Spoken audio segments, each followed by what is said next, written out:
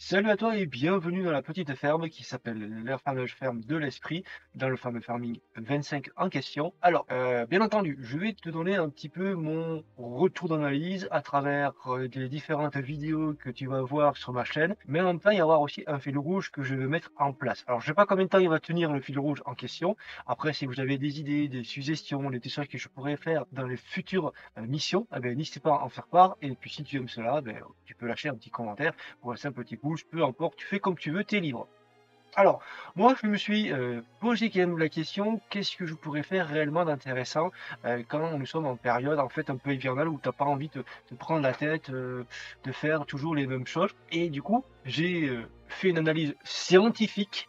Oui, scientifique. Ça donne un côté un plus intelligent, hein, le mot scientifique. Du coup, c'est pour ça que je l'emploie. Donc, pour que tu puisses mieux comprendre le contexte, c'est que j'ai fait beaucoup de missions en arrière-plan pour avoir assez de pognon pour me payer ce terrain-là. Pourquoi ce terrain-là? Parce que ce terrain a une belle valeur, a une très belle valeur. Donc voilà la valeur du terrain.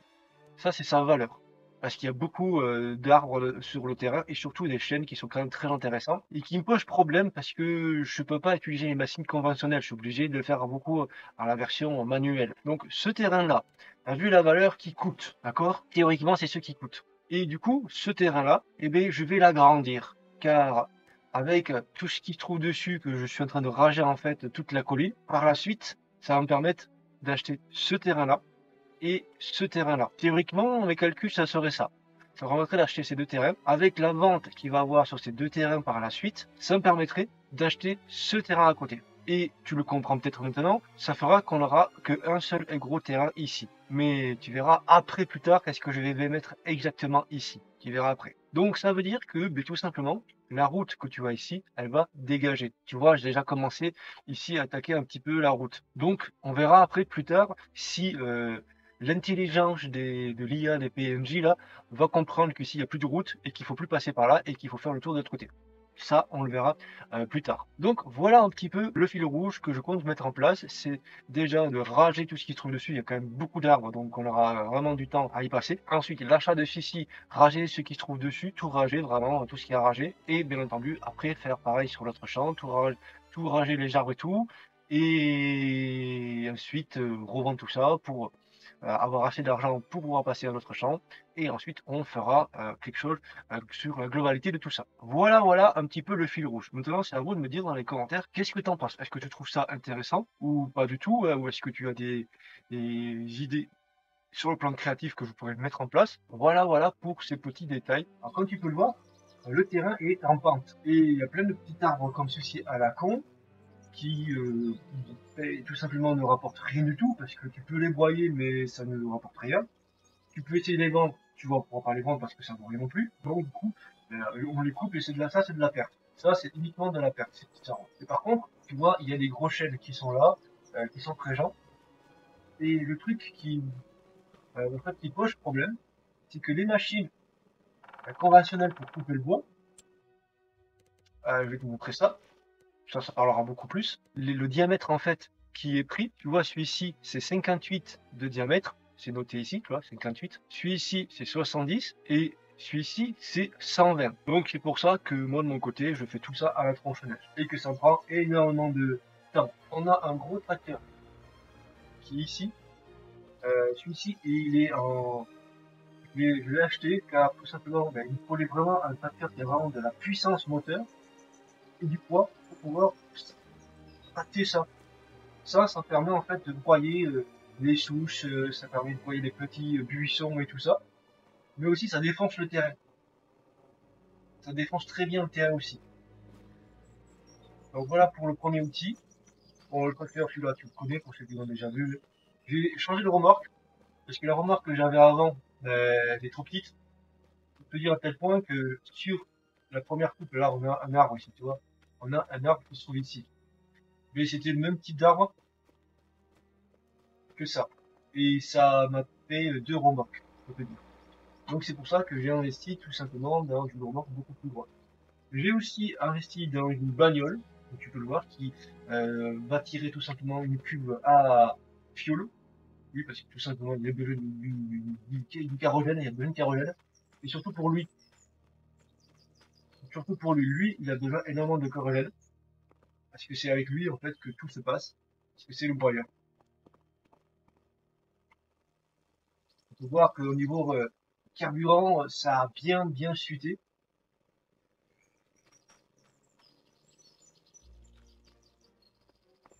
J'ai aussi un autre, le tracteur qui a un trail, qui est très bien pratique pour descendre les souches, ou descendre les souches, descendre les troncs que tu as coupés.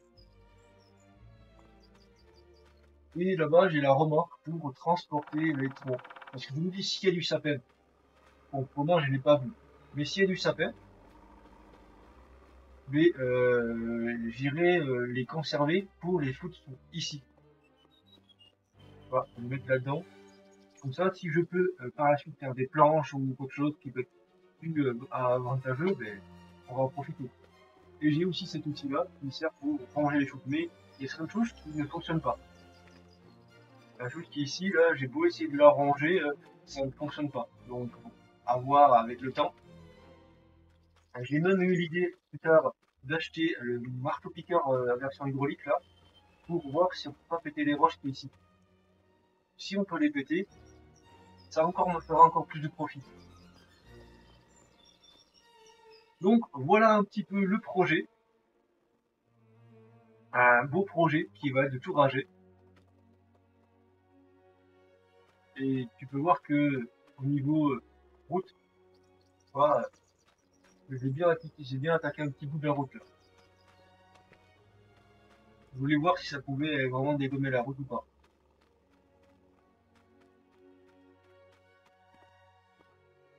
Donc voilà un petit peu. J'espère que ça te plaît. J'espère que ça te plaît.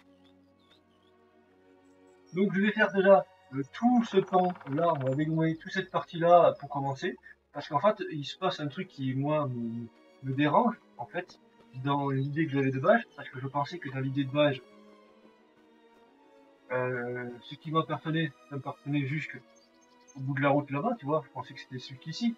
Sauf que ça m'appartient pas en fait. Cette partie-là, ce côté-là, ce pan-là ne m'appartient pas. C'est pour ça que quand j'ai passé, tu vois, la broyage là, mais les parties, je peux pas y aller là. J'ai essayé de rentrer dedans pour voir si on pouvait couper ces petits buissons. Bah, ça ne fonctionne pas. Et je te montre pour la tronçonneuse. Simplement. Tu vois, je ne peux pas couper. Ça, c'est un peu dommage. C'est un peu dommage que la limitation se fait là. La limitation, tu vois, c'est le bord. Peut-être qu'on le voit mieux là. Tu vois la limitation? C'est ça la limitation.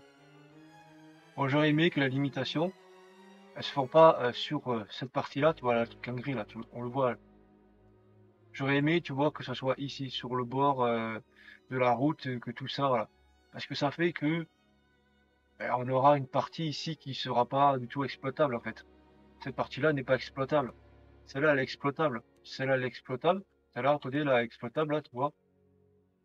Donc bon, à noter que comme tu peux le voir, le lac là, qui est ici, il n'est pas exploitable. Donc c'est dommage que tout n'est pas 100% exploitable sur la map. Et bien entendu, pour les petits détails qui vont rester, il y a cette option-là que j'envisage après. C'est donc moi j'ai cet outil-là. Voilà, j'ai cet outil-là. Et j'envisage après, peut-être plus tard, pour les endroits peut-être un peu plus difficiles d'accès, ceci. Tu vois. Je me dis peut-être avec un bras, je pourrais accéder à certains endroits où le tracteur n'arrive pas vraiment à y aller par lui-même. Donc à voir. Et pour avoir ça, combinaison, hop, il faut ce genre de véhicule. Alors, je précise aussi une chose, au-dessus là, tu vois 9h40 en dessous, c'est l'heure où je fais mon enregistrement. Car j'ai remarqué que je passe énormément de temps sur le jeu et que je fais pas attention au temps. Comme j'ai pas envie de louper mes rendez-vous ou choses comme ça, ni non plus de passer pendant 12 heures ou voire plus sur le jeu, c'est pour ça que je préfère avoir l'heure, comme ça je sais que bon, il est temps de s'arrêter et il est temps de mettre une pause. Et ça c'est un mode en fait que j'ai installé à l'arrière-plan. Bon, arrêtons de faire des blabla, travaillons.